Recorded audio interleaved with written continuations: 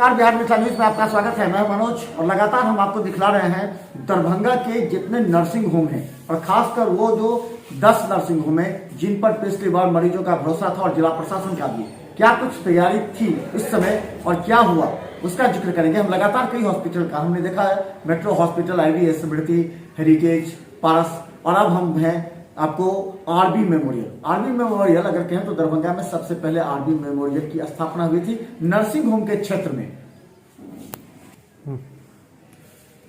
जरा गौर से ये कार्यक्रम भी देखिएगा क्योंकि अब हम आरबी मेमोरियल में हैं और हमारे साथ डॉक्टर HK दास हैं जो पूरी तरह मैनेजमेंट यहाँ देखते हैं। ये कब यहाँ पर हुआ था, ये स्थापना कब हुई थी इसका? 1993 में हुआ था। 93 में पहले से भी था, लेकिन ये फुल फ्लेजेड हॉस्पिटल जो है ये काफ़ी पुराना hospital. Doctor BP Mishra pathology के हेड ऑफ डिपार्टमेंट थे, हमारे प्रोफेसर थे, उन्होंने इसको शुरू किया था। उसके बाद हमारे डॉक्टर BN मिश्रा, उनके छोटे भाई, उन्होंने इनको पूरी तरह से जो है अपनी मेहनत से सब चीज़ छोड़ के, गवर्नमेंट जॉब छोड़ करके इसको इस्टेब्लिश किया। और ये पहला हॉस्पिटल था, प्राइवेट हॉस्पिटल, जिसने पूरी तरह ब्लड बैंक से लेकर के सब चीज़ था। ब्लड बैंक नहीं है हमारा, लेकिन हम लोगों ने बहुत योगदान दिया पेशेंट के केयर के लिए। अच्छा, इस बार 2021 में कोरोना के समय, 20 में भी कोरोना का रहा, उस समय हमने देखा कई लापरवाही से आपके हॉस्पिटल के कई लोग पॉजिटिव हो गए थे जिन्हें बाद में 10 दिन के लिए बंद कर दिया। उसके बाद फिर से नए सिरे से आप लोगों ने तैयारी की कोरोना से लड़ने के लिए, मरीजों की जान बचाने के लिए। हम पूरी तरह प्रयासरत रहे, उस समय भी रहे, अभी भी हैं, और जो भी गवर्नमेंट का गाइडलाइंस होगा उसको पूरी तरह से पालन करेंगे। हम लोग जितना भी पॉसिबल होगा हमारे साथ जो है नर्सेज जो है हमारा कितना है 70 के करीब नर्सेज हैं। हम लोगों का अपना नर्सिंग स्कूल है और वहाँ पर नर्सेज को जो है हिदायत दे गया है कि इसके बारे में जानें और जो भी पॉसिबल हो, इन केस ऑफ इमरजेंसी अगर ज़रूरत हुई तो हम लोग सिविल सर्जन से परमिशन लेकर के उनको भी जो है ऑनवार्ड फुटिंग अगर ज़रूरत हुआ तो हम लोग उतारेंगे उनको। 2021 में किस तरह मरीजों के इलाज हुए थे? अचानक आपातकालीन थी, पहला अनुभव था आप लोगों को भी कोरोना के मरीजों को देखने का, उन्हें ट्रीट करने का, उनको पहला अनुभव हो गया, तो किस तरह आप लोगों ने देखा 2021 में? उस समय लोग पैनिक करना शुरू किए। सबसे मुझे जो लगता है कि लिमिटेशन जो है RT-PCR का, वो 2 ही जगह था, बिंदु डायग्नोस्टिक और मेडिकल कॉलेज, जो कि पूरी तरह कैटर नहीं कर पा रहा था। अभी थोड़ा सा इसको वाइडन किया गया है, हमने शर्मा डायग्नोस्टिक का भी देखा है, लेकिन पब्लिक को पता नहीं है कि कहाँ कहाँ पर RT-PCR होता है। तो गवर्नमेंट अनाउंस करे कि RT-PCR, क्योंकि गवर्नमेंट का जो है इससे पहले का जो डेथ हुआ था उसमें केवल RT-PCR को मान रहा था, लेकिन ट्रीटमेंट के लिए HRCT इमरजेंसी में जब पेशेंट इंटर करता है तो उस समय में HRCT जो उसको जो है एटिपिकल निमोनिया या इस तरह से जो सीवियर रेस्पिरेटरी डिस्ट्रेस लेके आता था उसका करते थे और हम लोग को सस्पेक्ट करते थे, लेकिन RT-PCR करने में बहुत दिक्कत हुई।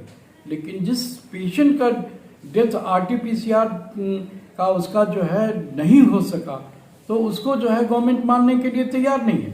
और अभी जो है हम लोग को जो क्राइटेरिया, क्योंकि हम लोग नहीं जानते हैं कि क्या कौन पेशेंट बचेगा और कौन पेशेंट का डेथ होगा। बहुत से यंग भी डेथ हुए हैं, चारों तो बिहार में तो हुए हैं, बहुत सारे यंग इंजीनियर्स एंड डॉक्टर्स का डेथ हुआ है, लेकिन कोई क्राइटेरिया फिक्स नहीं है। एक ही को कर दिया गया है, जो कि हम सोचते हैं उसको रिवाइज करना चाहिए कि अगर किसी के साथ हादसा होता है या अभी इंश्योरेंस कंपनीज जो है वो लोग भी जो है अभी अगर कोविड को अगर कहता है तो अगर उसको RT-PCR अगर उसका नहीं है तो उसको देने के लिए वो तैयार नहीं। दैट इज द तो HRCT में आप लोगों ने देखा कि कई मरीज को आप लोग रख नहीं पाते थे, चाहे कोई भी नर्सिंग होम, कहा जाता था कि ये 14-15 से ऊपर जा रहा है तो लोगों का सर्वाइवल कम होता है। तो किस तरह नहीं, तो हम लोग कोशिश किया, अगर हमारे पास वेंटिलेटर्स है, हमारे पास अगर BiPAP अवेलेबल है तो हमने किसी भी पेशेंट को नेग्लेक्ट नहीं किया और हमने किसी को रिफ्यूज नहीं किया। कितने कितने आपके पास मतलब इसका डेटा जो है अभी हम नहीं दे सकते हैं, लेकिन इंस्ट्रक्शन हमारे जो डायरेक्टर हैं डॉक्टर संजीव मिश्रा की तरफ से था कि कोई भी पेशेंट को जहां तक पॉसिबल हो कोशिश कीजिए कि उसको रिफ्यूज नहीं किया जाए ट्रीटमेंट के लिए। अगर इस बार क्या तैयारी है, क्योंकि ये भी इस बार पैनिक हो रहा है, तो इस बार पैनिक का क्या तैयारी है, इस बार क्या हो रहा है? अभी तक तो अभी आया है, लेकिन हम सुन रहे हैं कि RT-PCR कुछ पॉजिटिव हुआ है। पेपर्स में भी आया है कि RT-PCR पॉजिटिव हुआ है, लेकिन ऐसा सीवियर रेस्पिरेटरी डिस्ट्रेस या बहुत सीरियस कंडीशन में हमारे हॉस्पिटल में नहीं आएगा। अगर आएगा तो गवर्नमेंट जैसा इंस्ट्रक्शन देगा उस पेशेंट के लिए हम लोग आइसोलेशन जो है अभी रखे हैं। अच्छा, कितने क्या ट्रेनिंग मिला है, क्योंकि इस बार जो ओमिक्रॉन को लेकर के जो जिला प्रशासन अभी आज सिविल सर्जन के साथ बैठक चल रही है, उसमें डीएम ने भी आदेश दिया है कि सभी निजी नर्सिंग से बात करें कि कितने बेड आप दे रहे हैं, क्या आपकी तैयारी है, आपके यहाँ ऑक्सीजन से लेकर के क्या क्या व्यवस्था है, तो उस समय आप क्या किस तरह के तैयार हैं? बहुत अच्छा है सब में। अभी जो है सबसे फायदा यही हुआ है कि बेनीपुर या दरभंगा में ऑक्सीजन प्लांट लग गया, जो पिछली बार हम लोग पैनिक कर रहे थे। इस बार हमको लगता है कि इतना पैनिक करने की ज़रूरत नहीं है। और अभी तक जो है सडनली जो कोविड का हुआ था और इसमें रेस्पिरेटरी डिस्ट्रेस लेकर के बहुत सारे पेशेंट आते थे, वो पेशेंट अभी नहीं के बराबर आ रहे हैं। ऐसा कोई केस हम लोग को अभी तक नहीं मिला है। अच्छा, एक बात हो गई कि कई हॉस्पिटल को हमने देखा था कि पैनिक हो गए थे, स्टाफ भी पैनिक थे, परिजन भी पैनिक थे, मरीज को लेकर के आते ही काफ़ी ज़्यादा आपस में उलझ जाते थे, फिर मरीज को बाहर ले जाना पड़ता था कई तरह की। तो इस बार क्या ट्रेनिंग उस तरह की दी गई है ताकि जो परिजन आए तो किस तरह उनको डीलिंग किया जाए, किस तरह उन्हें HRCT किया जाए, उसके बाद उनको भेजा जाए बेड के पास या फिर ICU में?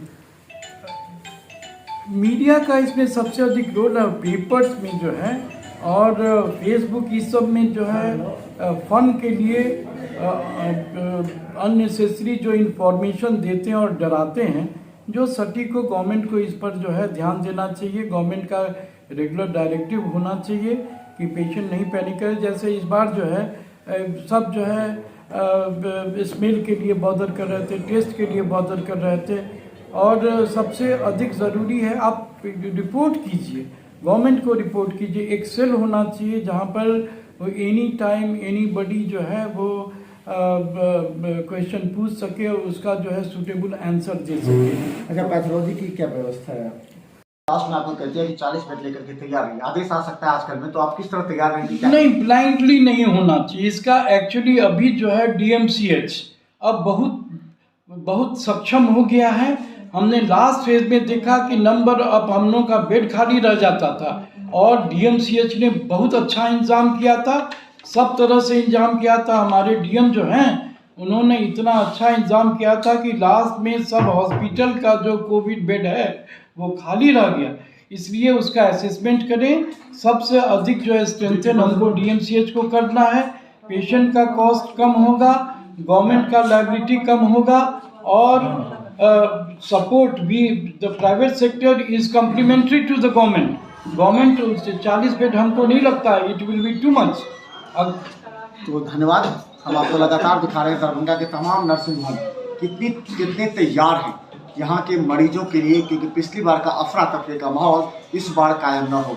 जिला प्रशासन भी काफ़ी सतर्कता बरत रही है, DMCH भी तैयार है, लेकिन अभी तक एक भी मरीज ना DMCH आइसोलेशन में और न ही किसी प्राइवेट निजी नर्सिंग होम में पहुंचा है। होम आइसोलेशन में सभी का इलाज चल रहा है। DM ने किट की व्यवस्था भी करा दी है सभी जगह। हम आपको लगातार दिखा रहे हैं कि देखिए, किसी भी हॉस्पिटल में जाने से पहले बिहार मिथिला न्यूज़ का ये कार्यक्रम देख लीजिए, कहाँ कौन सी सुविधा उपलब्ध है, ताकि आप अपने मरीज को आवश्यकता अनुसार वहाँ ले जाइए ताकि वहाँ इलाज हो।